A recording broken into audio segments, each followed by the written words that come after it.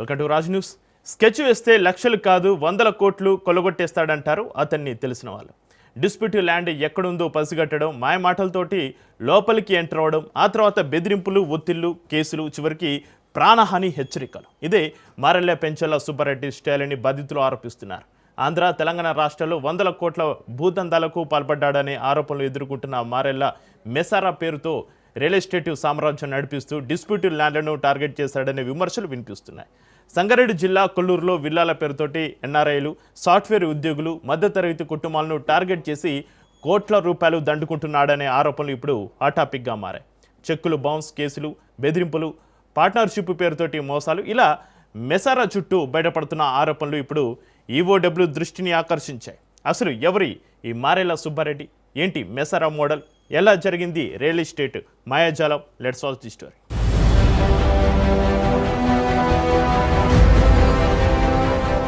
ఇక్కడ యొక్క భూమికి సంబంధించి సుబ్బారెడ్డి అక్రమంగానే ఇక ఫ్లాట్లు తయారు చేస్తున్నారు, తమకు సంబంధం కూడా లేదు.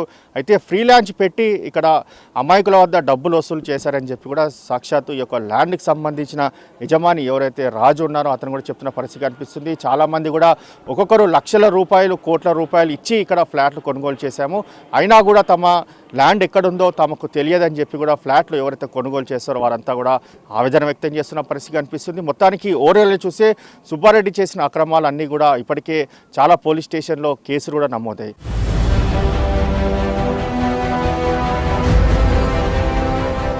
Marella Penchala Subbareddy real estate circles లో ఈ పేరు ఇప్పుడు తీవ్ర చర్చకు తెరలేపుతోంది. డిస్ప్యూట్ ల్యాండ్లను గుర్తించడం, భూముల చుట్టూ ఉన్న బలహీనతల్ని పసిగట్టడం, ఆ తర్వాత లీగల్, ఫైనాన్షియల్, లోకల్ ప్రజలతో లోపలికి ఎంటర్ అవడం, ఇదే అతని స్టైల్ అని బాధితులు ఆరోపిస్తున్నారు. తప్పుడు హామీలు ఇవ్వడం, భూముల యజమానులను నమ్మించడం, డబ్బులు ఇస్తామని చెప్పి చెక్కులు ఇవ్వడం, ఆ తర్వాత అవి బౌన్స్ కావడం, ఇదంతా ముందే ప్లాన్ చేసిన స్కెచ్ అని బాధితులు చెబుతున్నారు.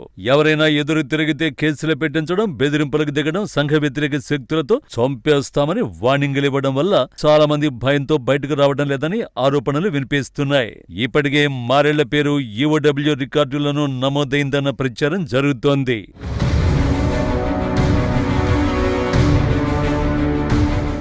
అయితే మనతో పాటు అసలు సుబ్బారెడ్డికి సంబంధించిన కార్యాలయంలో కొన్ని రోజులు పనిచేసిన రామకృష్ణ పైన కూడా గతంలో పోలీస్ స్టేషన్లో కేసులు కూడా పెట్టి వేధించారని చెప్పి కూడా అతను కూడా ఆరోపిస్తున్న పరిస్థితి కనిపిస్తుంది.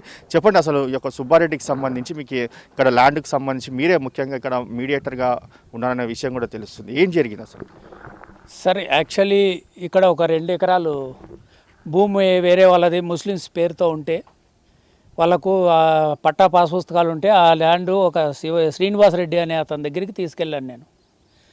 ఆయన ఈ సుబ్బారెడ్డిని కలిపి ఇదే ఈయన చేస్తాడని చెప్తే 20 కోట్లకి ఎకరం చొప్పున వేరే వాళ్ళకు అమ్ముతున్నామని చెప్పి నన్ను తీసుకెళ్ళి ఆయన్ని కలిపాడు. అప్పుడు కూడా ఆయన శ్రీనివాసరెడ్డి అనే అతన్ని పక్కకు పెట్టి మళ్ళీ ఒక 3 రోజుల తర్వాత నన్ను కలిసి ఇక్కడ నేను డ్యూటీ చేస్తాను, నాదెల్ ఎస్టేట్లో నేను డ్యూటీ చేసేవాడిని, సెక్యూరిటీ ఏజెన్సీ. నేను ఒక ఎక్స్ సర్వీస్ మ్యాన్, నాదెల్ ఎస్టేట్కి ఇన్ఛార్జిగా ఉండేవాడిని. అక్కడొచ్చి నా దగ్గరికి వచ్చి కలిసి ఆయన సుబ్బారెడ్డి డైరెక్టర్ నాతో ఇక్కడ ఈ ల్యాండ్ల గురించి ఏంటి ఏమి అనేది నన్ను అడిగి తెలుసుకొని, సరే ఇక్కడ ఇదేమి ఖాళీగా ఉంది అని అడిగితే ఈ 3 సర్వే నెంబర్లు 175, 181, 183 3 సర్వే నెంబర్లు ఖాళీగా ఉంటే గోడ పెట్టకన్నా ఇదేమి అని అడిగాడు. అప్పుడు నేను చెప్పాను, ఇక్కడ పరిస్థితి ఇట్లా ఉంది, 84లో ప్లాట్లు అయినాయి, మళ్ళీ ఇప్పుడు రైతులైతే అమ్మలేదు. 2002లో నాదెల్ ఎస్టేట్కు ఎవడైతే ప్లాట్లు కొట్టినాడో జీపీ హోల్డర్ అతనే రిజిస్ట్రేషన్ చేశాడు అగ్రికల్చర్ ల్యాండ్ లాగా. తర్వాత 7లో వచ్చి రామ్ వెంకటరమణ మనుషులకు ఏజీపీ ఇచ్చారు.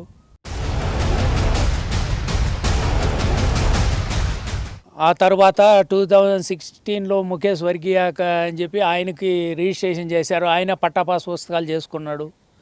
ఆయన పేరు మీద ఇప్పుడు కూడా రెవెన్యూ రికార్డ్స్ ఉన్నాయి. దాని తర్వాత ఏమైంది, అదే రామ్ వెంకటరమణ వాళ్ళ బెనామీలతో 2007లో మళ్ళీ రిజిస్ట్రేషన్ చేసుకున్నాడు.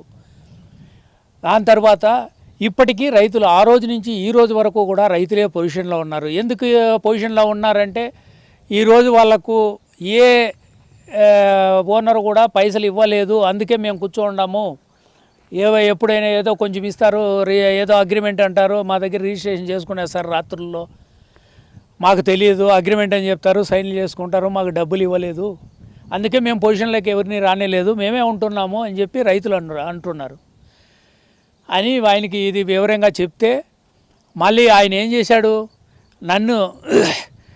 నాకు మభ్యపెట్టి నేను మా అదానీ సీఈఓగా పనిచేశాను, ఇంకోటి ఏదో సత్యసాయి ఆయన చనిపోయినప్పుడు ఆయన కార్కి ఏదో ఉండేదంట, చెక్ పోస్టుల్లో ఎక్కడ చెక్కింగ్ ఉండదంట, ఏదో స్టిక్కర్ ఉంటుందంట, అదేదో నాకు ఐడియా లేదు, ఆ స్టిక్కర్ వేసుకొని అన్ని అక్కడి నుంచి సూట్ కేసులు అన్నీ వీనే బెంగళూరుకు మోసానని చెప్పి అవి ఏంటంటో నాకు చెప్పాడు. ఈ హైదరాబాద్లో నేను 10-12 ఇట్లా లిటిగేషన్ ల్యాండ్లన్నీ క్లియర్ చేశాను, ఇదేంటి ఒక లెక్క, నేను చేసేస్తాను, నా దగ్గర 100 కోట్లు కాదు 1000 కోట్లు అయినా నేను తేవగలుగుతాను.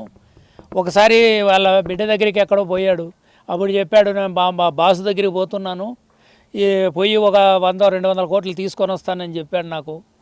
సరే అప్పుడు 1 వీక్ పోయాడు, వచ్చాడు, అప్పుడు ఇట్లా రైతులు కలిపి అన్నాడు, రైతులు కలిపించాను, కొంతమంది రైతుల్ని పెద్ద మనుషుల్ని కలిపితే వాళ్ళు చెప్పిన ఒప్పందం ప్రకారం ఈయన అడ్వాన్స్ ఇవ్వలేదు, అందుకని వాళ్ళు ఒప్పుకోలేదు, ఈయన మీద నమ్మకం లేక. ఒక రైతు అయితే అగన్ రాజు అనే అతను కలిశాడు, సరే ఒప్పుకున్నాడు, 2 కోట్లు ఇస్తామన్నాడు వాళ్ళకి ఎకరంకు. కానీ మళ్ళీ ఇంకా వేరే రైతులతో మాట్లాడేది 2 కోట్లు అంటే ఎక్కువ, 1 కోటి రూపాయలు రాద్దాం దీంట్లో, మిగిలిన పైసలు నేను ఇచ్చేస్తానని చెప్పాడు రాజుకు.